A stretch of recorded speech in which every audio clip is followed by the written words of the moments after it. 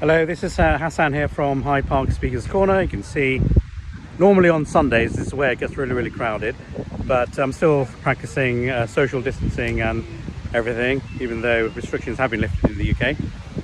So I'm keeping it very safe. The reason why I've come here, I had a meeting in central London, so I thought I'd just pop over here because a few days ago this is where the Christian preacher Hatun Tash was actually stabbed. There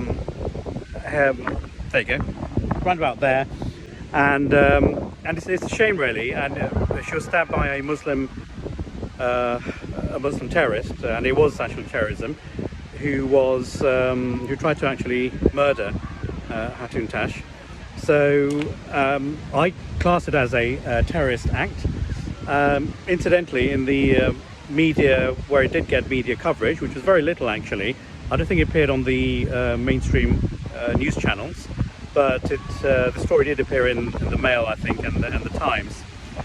And it is not, and they did not class it as terrorism either, which is very strange.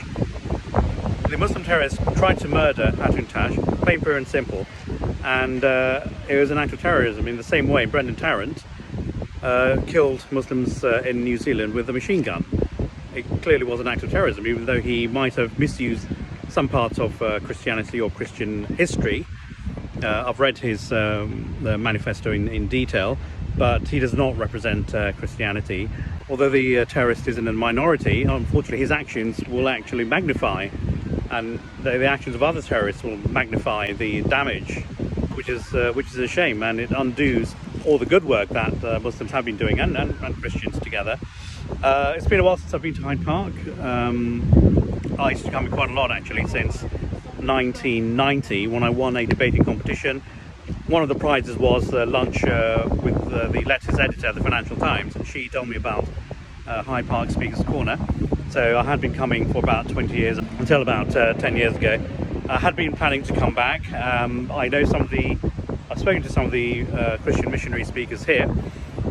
So, for example, we've had Jay Smith with his ladder standing here, and Dr. Yafi Banda, and we'd had some conversations. I do remember at one stage, I think it was about 10 years ago, or maybe 15 years ago, Jay Smith did actually lend me his ladder over there. So I actually stood on his ladder and talked to the Christian audience about peace and Islam and Christianity, and we ended on a really good note, and we shook hands, and it was brotherhood, and that's exactly what the relation should be like between Christians, Muslims, and other communities. And that has been happening. The dialogue and debate has taken place, and that can never be overshadowed by these terrorist attacks. And as a community, as Muslims, we must do more to seek out these renegades and these takfiris, and that's what they are. They are takfiris, they are Khawarij, who break the laws of Islam and try to kill innocent people. Now, some may say that Hatun Tash wore a Charlie Hebdo t-shirt, and Charlie Hebdo was very well known for the picture of the Prophet, peace be upon him, and so this lone terrorist may have been inspired. And as I say, it was a shame that it wasn't classed as a terrorist act, even by the police. I've been involved with Prevent as part of the British government's counter-terrorism strategy, and I was a trainer who informed some of the public servants about the routes to terrorism and extremism, and how to prevent people from following that route. And extremism, terrorism, it's not just the purview of the Muslims. Increasingly we are seeing a lot of white supremacy terrorism and extremism as well. So this lone terrorist did actually slip through the net, as it were, which means that all of us, the Muslim community, must be mega vigilant, and we should not hesitate to report any suspicious activities to the police, or even call the Prevent hotline, which is independent of the police, because as a community we have to work harder to take down the Khawarij and the Takfiris who have and these other renegades who try to destroy Islam from within. And I tried to do that when I stood for Parliament in 2005. Some of these Takfiris, they were known as Al-Muhajirun, headed by Omar Bakr Mohammed. They put me and some of the other Muslims who stood for Parliament into the kafir category, so the unbelief, because involved in secular politics. So I did issue a challenge to them to debate, to Omar Bakr Mohammed, to talk about terrorism and engagement in politics. But 1 week before the debate is due to take place, they back down. And that's what these cowards do, these Khawarij, Takfiri cowards. They will back down. So as a Muslim community, you should not be afraid of the Takfiris and the Khawarij. They are avowed enemies of Islam and humanity and the Muslim community.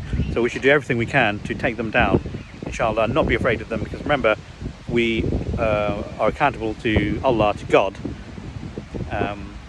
Yeah.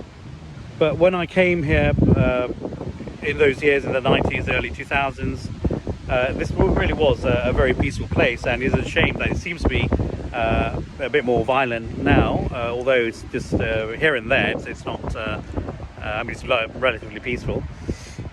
Now, I do remember, again, going back probably 15 years ago when Jay was actually speaking there, he was criticizing the Prophet quite a bit, and one of the Muslims got really, really angry and tried to wade his way through the crowd and actually attack Jay Smith there. He was stopped. But it just goes to show that some Muslims will be provoked, you know, and as a Muslim community, we should not fall into the trap of being provoked. So with regards to the Charlie Hebdo t-shirt, and you know, it depends what the intention was for Hatun to wear that t-shirt, but it doesn't really matter what the intention was. You don't try to murder someone like her, and as Muslims we should rise above that and seek and forgive them, overlook them if we think that there's something that's really, really bad, drawing a cartoon of the Prophet in a negative way, or trying to provoke. But we should not be provoked, and certainly we should forgive and ask God to guide them the way we see it, rather than attack, and just continue with the engagement, peaceful debate and dialogue. So another example I can bring you is it's a video, the satirical video called Islamicise Me, that was created by David Wood, Sam Shamoun a few years ago, I think in 2018. And that was a bit of satire. I'm not sure whether they received any death threats. I'm sure that they did. And it was interpreting hadiths and acting out what some of the hadiths said. And that's their understanding. And I think Sam Shamoun and David Wood are very, very funny, actually, generally. They would make very good comedians if they had their own show. So I do like them. Obviously, I do not agree with what they said about or how they acted out the Islamicise Me satirical video. They did get a lot of blowback from their own Christian colleagues as well, such as Dr. James White, who I do respect a lot. So how did I react to that? Obviously, I did not agree in the way they did try to provoke, I think. Instead, I did a counter response. I made a video from Mecca and Medina and Dubai in response to Islamicise Me, and also he's responding to some of the other ex-Muslims and atheists. And that's how you do it. You engage in dialogue, debate. We can always agree to disagree. Let God judge on Judgment Day. So inshallah, one day we hope again that that's the last you've seen of a terrorist attack, and Muslims should be more vigilant. Don't be afraid to call the police if you think that there might be some extremist activity. So we pray as a community, we have to pray for Hatun's swift recovery.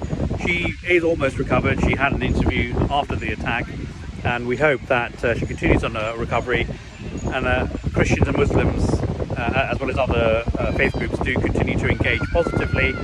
I made a point when I spoke with Dr. Carol Swain in America a few months ago, that yes, dialogue about salvation, the theology is very, very important, absolutely, because salvation depends on that. So that dialogue should continue, but at the same time, Muslims, Christians, other faith groups can work together to solve some of the problems and the evils that are spreading in our societies.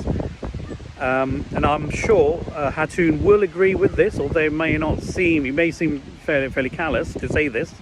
But what she actually suffered in terms of a cut to her forehead and attempted murder is less than what's actually happening and has happened to 1 billion unborn babies in the way that they have been killed through dismembering and torture, and it continues to happen in the name of rights, women's rights or human rights.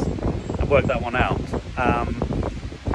That's where Christians and Muslims can actually work together, because we are pro-life, and it is a scandal, I'm afraid, and a dark stain on our community that we are not doing more to educate people about abortion and the evils of abortion. So our Catholic brothers and our Protestant Christian brothers and sisters, they've been at the forefront to try and stop this evil practice of killing unborn babies. So that's where we can cooperate. We can also work together to ensure that violence, wars are reduced, that don't take place. The erosion of religious values, which I see in society in Britain, more so in America, which was based on Judeo-Christian principles, but with the advent of identity politics, critical race theory, Marxist-inspired ideologies that are anti-religion, we see an erosion of religious values. And what's happening in America is absolutely appalling. And that's what I told Carol Swain, that Muslims, Christians, other faith groups we can work together to ensure that the common religious practices are advanced and advocated in our society. I have had the good fortune to speak with Katie Hopkins a few years ago after the Westminster terrorist attack. Again, so that was in the media, wasn't it? A lone terrorist on Westminster Bridge, and for some reason this terrorist attack against Hatun hasn't had that much media coverage, which one would expect. So again, with someone like Katie Hopkins, who at the time was a presenter at one of the radio stations here, and we got talking, and it was a very, very productive conversation, and she at that moment did have a positive impression about Muslims and possibly about Islam. But after that, a few months later, she was fired from LBC Radio, and you know what happens when you shut down debate and opinion. People can go bonkers, and unfortunately Katie Hopkins has gone a bit bonkers in terms of her beliefs, and even more anti-Muslim now than before. So we cannot counsel people who want to express their opinions, so we engage positively, and I'm glad, I suppose, just a few minutes after the attack on Hatun, some of the brothers who do dawah or invitation to Islam, here in various parts of the Speaker's Corner, they created a video, and I think Ali Dawah and someone else did a video over there to condemn the terrorist or the stabbing attack on Hatun, and even prayed for God to break the back of that attacker, and as far as I know, he has not been caught yet. So we should be on the lookout as a Muslim community. We should annihilate the Takfiris and the Khawarij that have infiltrated our communities and are trying to destroy Islam from within. And I suppose, and I had wanted to come back to Hyde Park here for a while actually, because I had some questions I wanted to ask Jay. I know he's no longer on the Hyde Park scene here. He's more of an international, I think he's travelling internationally. But some of his newer entrants into the discourse here in Hyde Park, such as Beth Grove, I think, Beth Grove, and Hatun hadn't met, and some others, I really wanted to meet and ask questions and engage in another fruitful dialogue like I did 15 years ago. We ended ended on a really good note and brotherhood. So I intend to come back again. So inshallah, one day. We hope that the conversation between Christians, Muslims, and other groups should continue positively. And what's the worst thing that can happen? Well, we can agree to disagree and let God judge on Judgment Day. It's as simple as that. So no need for stabbing, no need for killing. Yeah. And so goodbye and assalamu alaikum, and peace be with you from Hyde Park. Hopefully we'll see you next time, inshallah, when we're engaging positively with some Christian missionaries and socialists as well, and other people who share their views. Assalamu alaikum and peace be with you.